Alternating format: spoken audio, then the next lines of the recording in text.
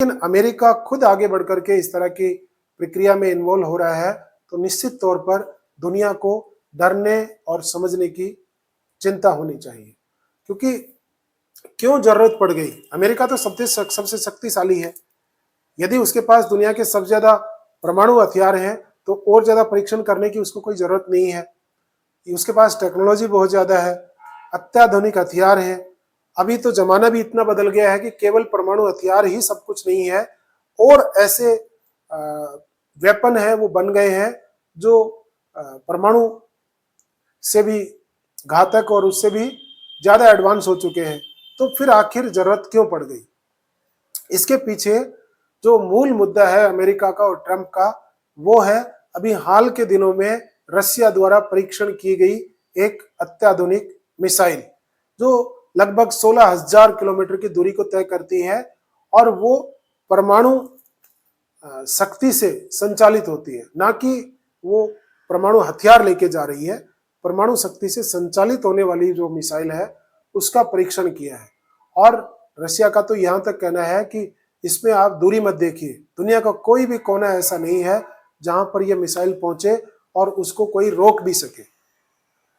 तो जो मुख्य खतरा है वो मान रहे हैं रशिया को।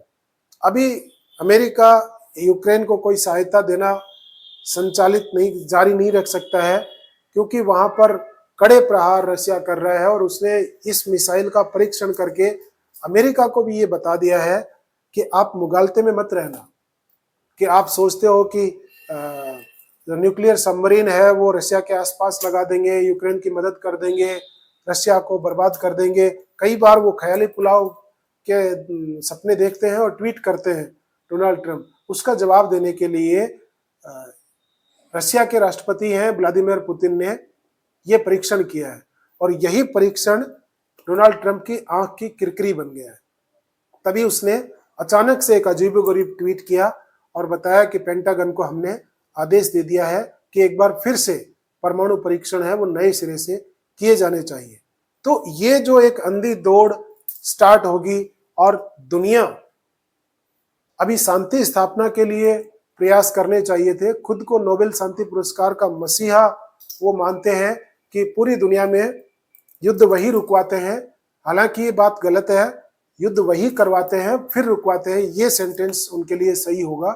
तो ऐसा शनकी राष्ट्रपति, जो अभी दुनिया समझ चुकी है कि नॉर्थ कोरिया के किम जोंग उन से भी शनकी राष्ट्रपति हैं, वो डोनाल्ड ट्रंप सिद्ध हो चुके हैं, जिनकी बात का कोई स्टैंड नहीं है, कहीं भी वो टिकते नहीं है, अपने ही स्टेटमेंट से तुरंत पलट जाते हैं।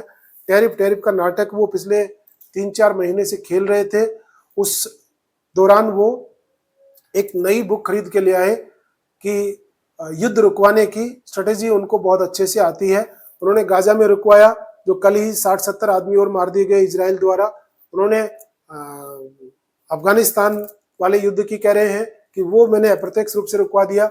वहां भी पाकिस्तानी सैनिकों की पेंटें हैं, वो काबुल और दूसरे शहरों में सूख रही हैं। और जो यूक्रेन और रशिया के युद्ध को रोकने की जो गारंटी लेते थे कि हफ्तों में, चुटकियों में ही वो युद्ध तो यूं रुकवा देंगे, पुतिन पर दबाव डाल के यूक्रेन के प्रधानमंत्री राष्ट्रपति को समझा करके, लेकिन वो भी नहीं हो पाया। तो ये सब चीज करते करते वो समझ चुके हैं, एक बार रशिया को कागज का शेर भी बता चुके हैं। लेकिन प्रत्यक्ष रूप से डोनाल्ड ट्रंप ये जानते हैं और अमेरिकी प्रशासन ये जानता है कि रशिया दुनिया में सबसे ताकतवर देश है जो अपनी सुरक्षा कर सकता है और दूसरे देशों को मदद कर सकता है।